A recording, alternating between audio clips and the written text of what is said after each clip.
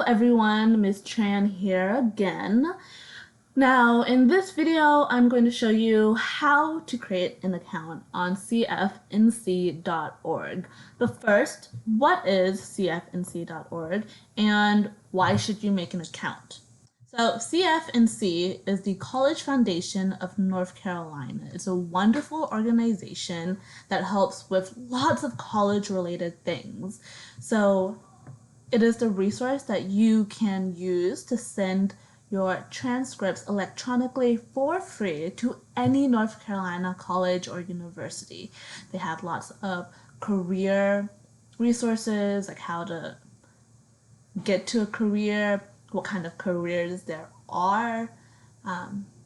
They are the organization that runs the Residency Determination Service, which deems students to be in-state or out-of-state for tuition purposes. And they have lots of other resources like scholarships, databases, and more things on financing college. So it's really great.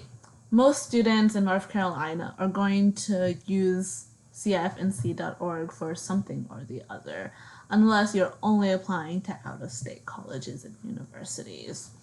So first off, we want to go to CFNC.org. What's really wonderful is that the website for CFNC was pretty good before, but they updated it recently, so now it is a much more aesthetic interface, which I love. Okay, so once you are on the main page for CFNC.org, you're going to want to go to the upper right corner and click on this little person icon, this orange person icon right here. Once you click on it, you'll have the opportunity to either log in or register. So if you already have an account, of course you'd click log in, but if you don't remember making an account, you want to click register. If you're not sure whether or not you've created an account before, please see me. I do have the login information and account information for students who have created accounts on CFNC.org. And if you've forgotten your username and your password, I can help you with that as well. But if you don't have an account, this is where we're at. Okay, so once you get here, the account name is going to be your username. So a lot of students, some students get away with typing in their first name or last name. And hopefully I do too. But if not, you just have to be a little more creative. Whatever you do want to make sure that you have your usernames, passwords, security questions, all of that memorized or all of that written down somewhere that you can refer to in the future, just because it will save you so much time, energy, it'll save you your sanity, because you won't have to go through forgot my password, or you won't have to come see me if you don't want to. It'll just save you a lot of time.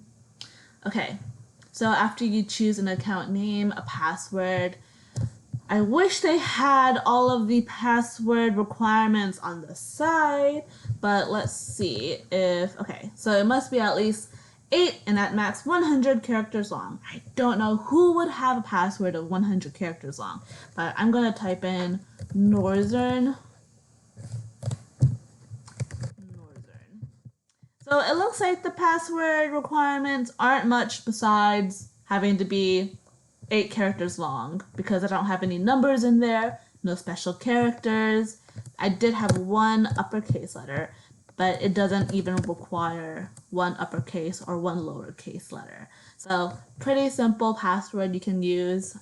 If you want to be more secure though, a best practice of making secure passwords is to use at least one uppercase, at least one lowercase, at least one number, and one special character. So that could be an exclamation mark, question mark, and so on. Okay, So once you make your username, or here they call it account name, and then you make your password, you want to choose an email address.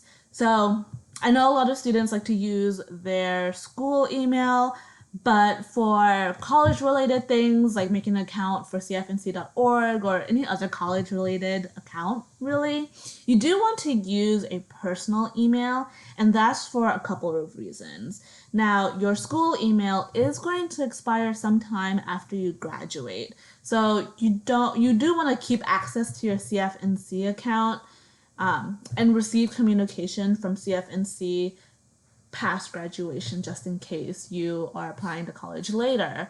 A couple of other reasons is that the school email can be a little finicky about who they can receive emails from. So it's possible that CFNC.org might send you a really important email for whatever reason. And if you have your DPS email as the email address on file, they might not be able to send it to you, or you might not be able to receive it. So personal email is great. And my personal favorite are Gmail accounts, just because Google Drive is wonderful. So here I'll just say test@test.com. Apparently, email address has already been taken. Oh. What if I say test.edu? Okay. Test@test.edu. Some students forget to confirm their email address, but you do want to make sure that you confirm it. They want to make sure that they are having the right email address on file. Now, before you saw that it was already taken, so they wouldn't let me make an account if I was trying to make an account under the email address that already has an account. And the reason for this is that you really don't want to have duplicate accounts on CFNC.org, just because if a college is trying to find information on you, that duplicate account is going to confuse them and possibly make your application take a little bit longer for whatever reason.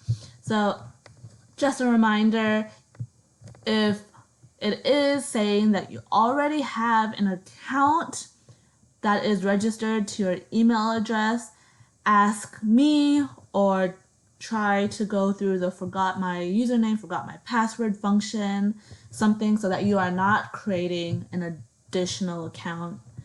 I know that some students might have created an account in middle school, so you might not remember making an account, but the big red flag that will be the test of whether you've made an account is whether they said the email address is already taken.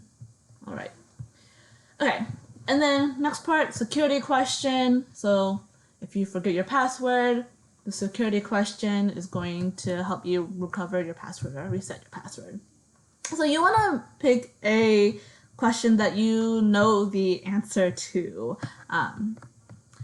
So I like to choose what is your mother's maiden name. I'll just put test here. But whatever you do, again, you want to make sure that you have it written down somewhere to make things easier for you. You don't want to be locked out of your account. Okay. And then here you can put that you are a high school student. After you've filled out that account information, you're going to put in your personal information, first name, last name, date of birth, gender, all of that fun stuff. So you want to go ahead and make sure that you're not making any typos. I know that sounds dumb, like who makes a typo on their name, but it will make your life easier if you just double check that you are registering this under the right name. Okay, and then date of birth, you want to make sure it's right as well. Again, this is going to make it easier. Yep, all of that. And then there are a couple of options, what graduation year you are and what grade you are in. So if you are a early graduate and technically you're an 11th grader, I would go ahead and say that for the intents and purposes of CFNC, I would put your graduation year as 2021 and that you're a 12th grader. Right. Okay. So you'd put that, NC student number, that's your power school number. And then it's going to ask what middle school or high school do you attend. You can't just type it in. Apparently you have to click search first, and then now you can type it in. And then it should come up, click save changes. Now it is here. Then it's going to ask you for a permanent address.